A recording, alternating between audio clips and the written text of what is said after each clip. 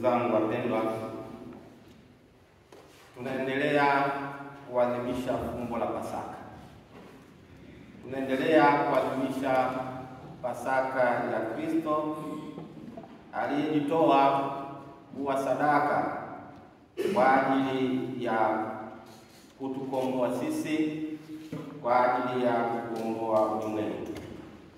Na hata kama tumefikia Dominika ya 5 ya kipindi cha Pasaka, bado Pasaka ni mpya. Tunaiadhimisha katika upya wake. Tunaadhimisha kama kanisa, kwanza kabisa tukiendelea kumshangilia Mungu Bwana wetu kwa furaha kuu kutokana na ushindi wa Kristo wake, ushindi wa Masihi wake dhidi ya dhambi na mauti kwa njia ya mateso yake, kifo chake na kufufuka kwake. Ni sababu ambayo inatuvuta, inatusukuma tuendelee kuadhimisha Pasaka katika upya wake. Tunaadhimisha Pasaka katika upya wake hata leo ili kumtukuza Mungu na kutangaza utukufu wake kwa uhai zaidi, kutokana na upya kama sababu ya pili, upya wa maisha ya neema, upya wa maisha ya neema zinazomiminika kutoka katika fumbo la Kristo mfufuka aliyetolewa sadaka kwa ajili ya wokovu wetu, kwa ajili ya wokovu wa ulimwengu. Kipindi hiki tunaendelea kama kanisa kujifunza kwa njia ya neno la Mungu na katika mwanga wa imani yetu kwa Kristo mfufuka, maana na namna ya kuishi kama jamii ya watu waliokombolewa. Tunajitambua kwamba kwa fumbo la Pasaka tumekombolewa, tumefanywa wapya pamoja na Kristo. Tunaingia katika namna mpya ya maisha, na Kristo mwenyewe ametufanya sisi sote tunaoamini tangu enzi zile na hata leo kuwa taifa jipya, taifa takatifu, watu wa miliki ya Mungu. Ndivyo tunavyopaswa kujitambua.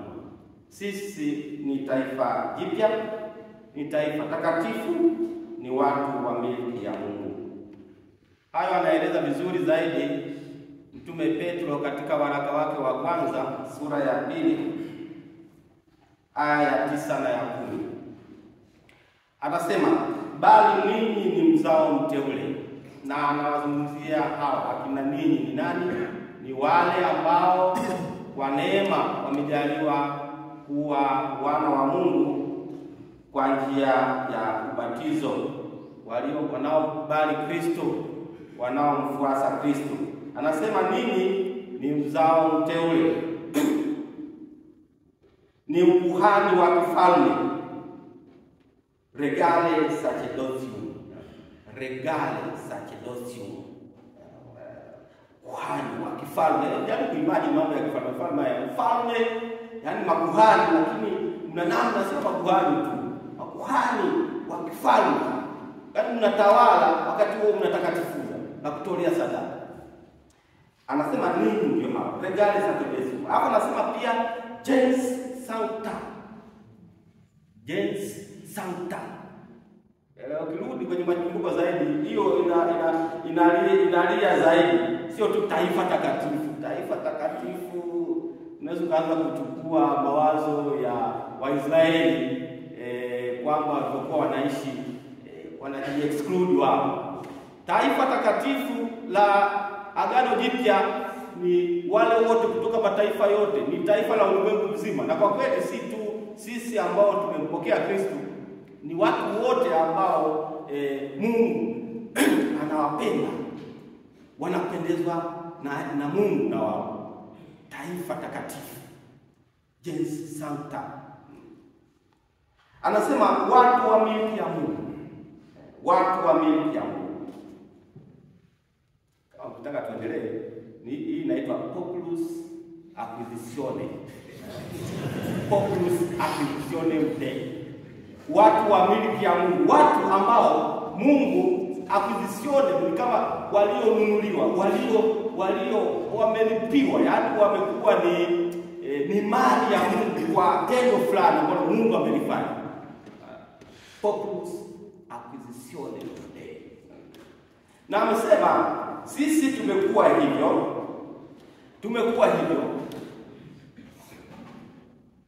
tupate kuzitangaza fadhili zake, yeye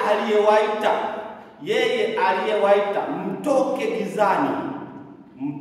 gizani mkaingie katika nuru ya ajabu. Kumbe hiyo populus acquisitione ni ile kwamba Mungu ametutoa katika hali fulani, na kwa mantiki ya Mtume Petro ni kutoka katika giza na kutuingiza katika nuru ya ajabu, kutoka katika ukale fulani kuingia katika upya wa maisha ambao sasa katika Pasaka tunazungumzia Kristo ambaye ni nuru ya ajabu, ndiye kiongozi wetu. Mungu ametufanya hivyo, na ametufanya hivyo kwa ile sadaka. Tunapozungumza sasa ile sadaka ya Kristo, kujitoa sadaka yeye mwenyewe. Kumbe kujitambua hivyo, tujitambue kabisa kwamba sisi ni wakizwa. Aristotle aliposema rais au kiongozi awe ni philosopher king. Mnakumbuka nini nimesoma? Philosopher king. Maana mfalme ambaye ni philosopher. Na philosopher ni yule anayependa hekima, na si hekima ya kidunia tu. Kama kuna theolojia, natural theology ambayo Aristotle alifundisha, basi hiyo inamuunganisha na Mungu, ajifunze hayo. Sasa rais anakuwa anaongozwa, anakingiwa kifua. Anaongozwa na kuwa anakingiwa kifua na watu. Yaani hawezi kusimama mwenyewe, unaona? Ndio maana mitafaruku mingi sana.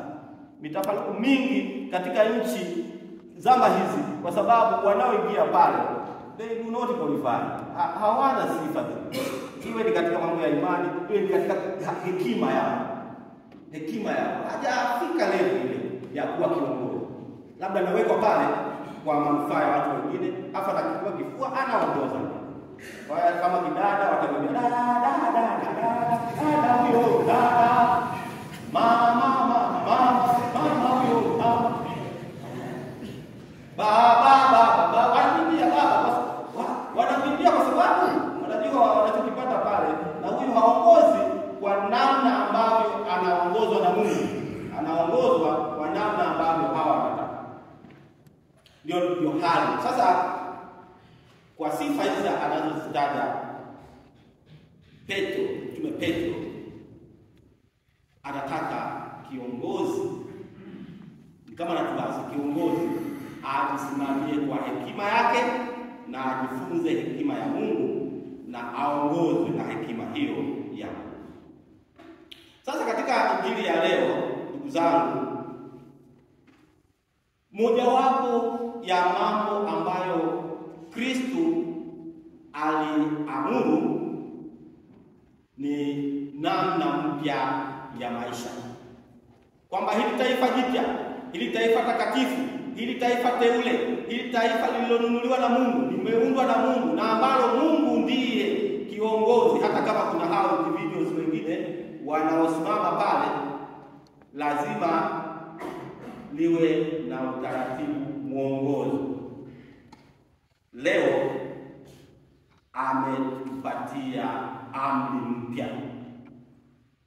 Na kitu kingine alichotupatia ambacho ni vizuri kila muumini wa Kristo au muamini wa Kristo akitambue ni ile kwamba kule mbele baada ya ufufuko aliwaambia, nendeni duniani kote mkahubiri Injili kwa kila kiumbe. Amri nyingine hii, amri mpya ya mapendo ambayo kama tutakayoangalia anaitoa kabla ya kifo chake, lakini amri ya kule mbele baada ya kufa na kufuka kwake ya kwenda kuhubiri habari njema. Unapounganisha hayo mawili tunapata picha, na yeye ametuweka vizuri kwamba ninyi ambao mnajitambua kama ni taifa la Mungu, taifa lililokombolewa, taifa takatifu, mnapaswa kutangaza fadhili za Bwana. Mnapaswa kutangaza yale mnayofahamu mlioyaona katika kufanywa upya na Kristo. Na njia mojawapo ya kufanya hayo vizuri ni nini? Kwa nini? Kupendana. Na demo ya kupendana ni mimi mwenyewe ni wakati. Namna ya kupendana ni mimi mwenyewe, kipimo ni mimi mwenyewe. Anasemaje katika Injili tuliyosikia, ambayo imekuja kipindi cha Pasaka cha ufufuko? Tunaona inaturudisha nyuma, tunarudi na Bwana Yesu wapi? Kwenye chumba cha karamu ya mwisho, chumba cha karamu ya mwisho kabla ya kukamatwa kwake na kuingia katika mateso. Anaturudisha pale, na kule anataka kutufundisha kitu, jambo fulani muhimu sana. Anataka kutufundisha mengi, lakini kuna jambo fulani kubwa ambalo anataka kutueleza. Kristo yuko kwenye hiyo cenagola, anasubiri, ameingia kwenye chumba hicho na wote 12, wafuasi wake 12, na 12 tuseme ni ukamilifu wa wote, sisi sote tuko pale. Anasubiri Yuda Iskariote aondoke, kadiri ya Injili ya leo. Anasubiri Yuda Iskariote, yule msaliti, aondoke ili aongee na wale wengine 11. Anasubiri, na ndio maana Injili nasema Yuda Iskariote alipotoka ndio akaanza sasa kuhubiri mambo haya. Na Bwana Yesu hamzuii Yuda katika mpango wake wa uharibifu, wokovu alionao. Anamwacha, na ingawa alikuwa anajua kwamba anaenda kufanya nini, anamwacha aende akatekeleze nia yake kama alivyopanga. Na ndio kusema kwamba kwa kweli sisi tunaomwamini Kristo, hata wale wasiomwamini, katika kutenda yanayompendeza Mungu au kutenda ambao yanamuudhi Mungu anatuacha huru, hatulazimishi wala hatuzuii. Anataka tutumie uhuru wetu katika kutenda yaliyo mema kwa namna pekee, kumchagua yeye. Akiwa amebakiwa na wale 11, anatumia nafasi hiyo sasa kuzungumza. La kwanza, anazungumza kuhusu yeye mwenyewe kwamba mimi jamani, mnavyoniona hapa, bado muda kidogo nitatukuzwa. Anazungumzia juu ya kutukuzwa kwake, kutukuzwa kwa nafsi yake kwa njia ya fumbo la msalaba, fumbo la mateso. Na anaongea nao kama rafiki zake, enyi watoto wadogo. Lakini sehemu nyingine amesema kabisa, siwaiti ninyi watumwa, bali rafiki zangu, kwa maana najua yote niliyowaambia au niliyotenda kati yenu. Anaongea na wanafunzi wake katika hali hiyo ya urafiki juu ya kutukuzwa kwake kwa njia ya mateso. Walielewa, hawakuelewa, hatujui. La pili ndio hili sasa la msingi ambalo anatufundisha, ni lile ambalo linawahusu wafuasi wake. Anatoka kwake kujitazama yeye kwa yanayomsubiri, yanayokuja mbele. Anakuja sasa kutoa fundisho kwa ninyi ambao mmefanywa kuwa wafuasi wangu kwa njia ya neema ya Mungu. Anatoa kwao amri mpya. Amri mpya hiyo inaitwa ya mapendo. Na kwa kweli ndio hicho ambacho tumekitangaza tangu mwanzo. Amri mpya ya mapendo kama mwongozo mpya wa wale wote wanaomkiri Kristo na wanaotaka kuishi kama wafuasi wa kweli wa Bwana. Anasema pendaneni ninyi kwa ninyi kama mimi nilivyowapenda ninyi. Pendaneni ninyi kwa ninyi kama mimi nilivyowapenda ninyi. Maneno mazito Ni amri mpya. Kwa nini tunaita amri mpya? Ni amri mpya kwa sababu ya kwanza ni mwongozo wa maisha na wajibu wa kila mfuasi wake. Mwongozo wa kudumu mpaka kufa wa maisha na wajibu wa kila anayemfuata. Lakini ni mpya pia kwa sababu ndio inayoongoza na kutawala maisha ya watu. Inapaswa kwa kweli kutawala maisha ya watu wa Agano Jipya linaloratibishwa na yeye mwenyewe. Agano la Kale limepita, linashika mambo yake, lakini anafanya upya kwa kuratibisha Agano Jipya kwa njia ya damu yake, kwa kujitoa yeye mwenyewe. Na ndiye anataka hiyo amri iweze kuwa ni namna ya maisha ya wale wanaohesabika kama waliokombolewa, wafuasi wa Bwana, watu wa Mungu. Agano, kwa sababu ni sheria, mwongozo au katiba ya Agano Jipya linaloratibishwa na yeye. Ni mpya kwa sababu hiyo ni ya tatu. Ni mpya kwa sababu inaondoa mapungufu, inakamilisha ile ya zamani, na kile kinachokamilisha cha zamani kwa namna yote tunasema ni kufanywa upya, renovative, fanywa upya. Tunapotengeneza nyumba, kwa tushajenga alikaribika, mambo yaende, mambo yatoka, tunafanya renovation, basi tunasema tunaifanya upya irudi katika hali inayopendeza, hali ya awali. Kwa hiyo ni mpya pia kwa sababu hiyo. Ya Agano la Kale inasema mpende jirani yako, mchukie adui yako. Unaona? Lakini unakuta kwamba Kristo katika amri ya upendo ambao amedadafua sehemu nyingine anasema mpende adui yako, muombee anaye kuudhi. You see? Huo ni upya ambao uko kwenye amri ya mapendo ya Agano Jipya. Kwenye msiba wa adui yako usiende, au kwenye msiba wa watu wanaokuchukia usiende, bali kwenye msiba wa wacha Mungu wanaompenda Mungu, peleka hata zawadi zako misosi ili kusudi watu wale pale waendelee kuomboleza. Sasa hiyo ni ile ya zamani. Namna hiyo upendo wa jino kwa jino hauwezi kwenda. Kwamba kama mtu amekutendea baya mtendee baya, akikutendea jema mtendee jema vile vile.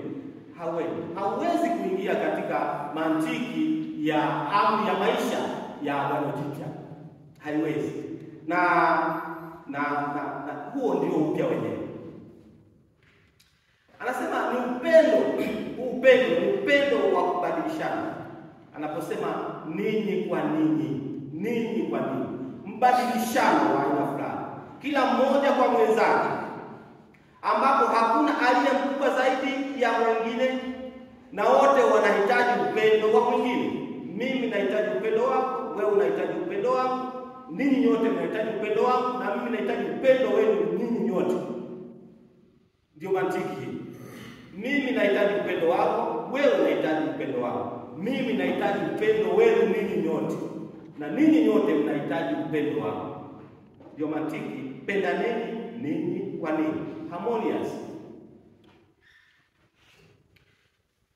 Ya tatu ni upendo wa ulinganifu wa hali ya juu ambao kipimo chake ni Kristo mwenyewe.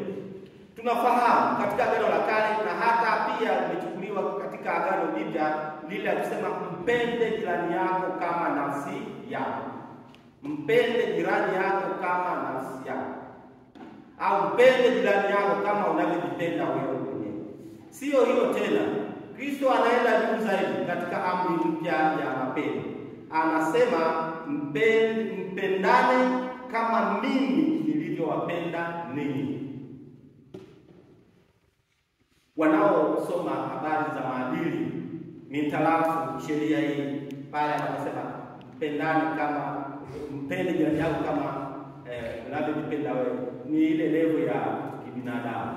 Hapo tu anaishia kama kwenye level ya kibinadamu. Kama wewe ndio kipimo cha upendo, basi kama binadamu tunaweza tukapendana hivyo kwa sababu unajipenda, na hiyo ina ndani yake egoistic voice.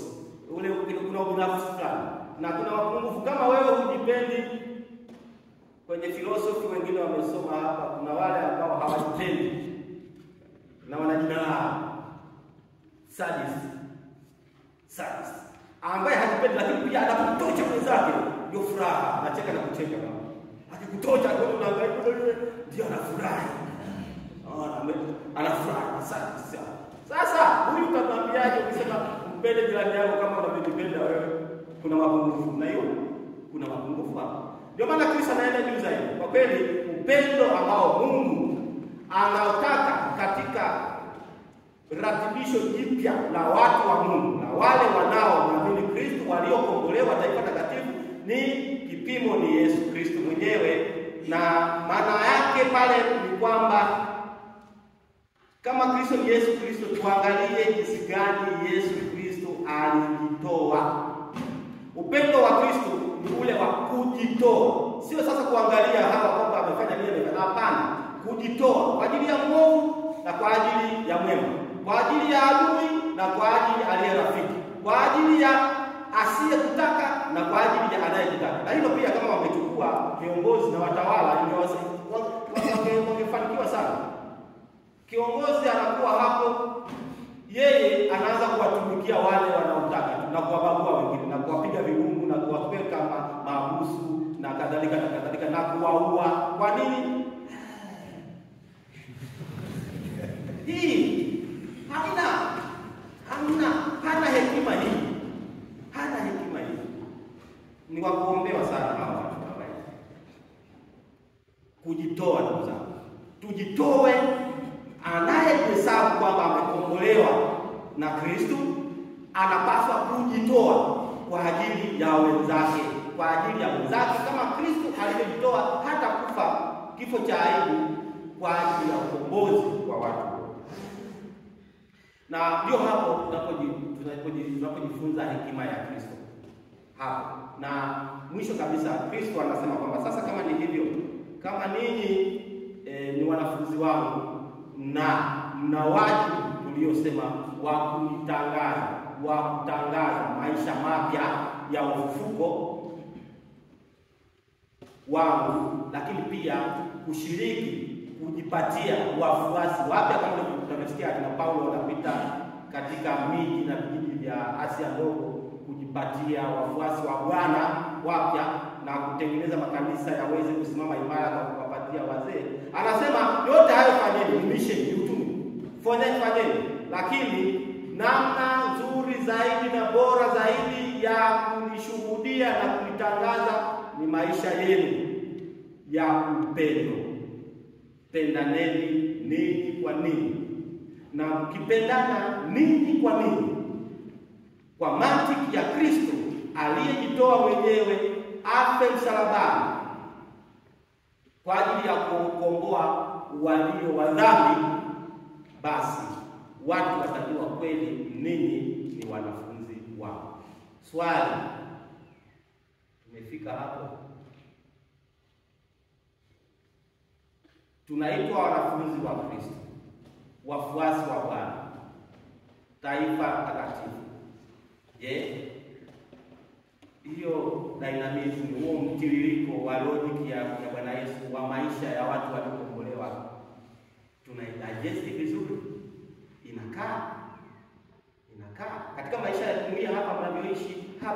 kweli majitoleo, hebu kujiuliza kwa kiasi gani unajitoa kwa ajili ya jumuiya, kwa sababu anasema, umeshasema pale kwamba upendo ambao nahitaji upendo wa ninyi nyote, na mimi nahitaji upendo wangu, ninyi nyote mnahitaji upendo wangu. Sasa katika hiyo unakujitoa, maana kila mmoja anapaswa kujitoa katika level fulani nzuri katika yote yanayofanyika, kujenga jumuiya, kujenga kanisa, kujenga taifa hili.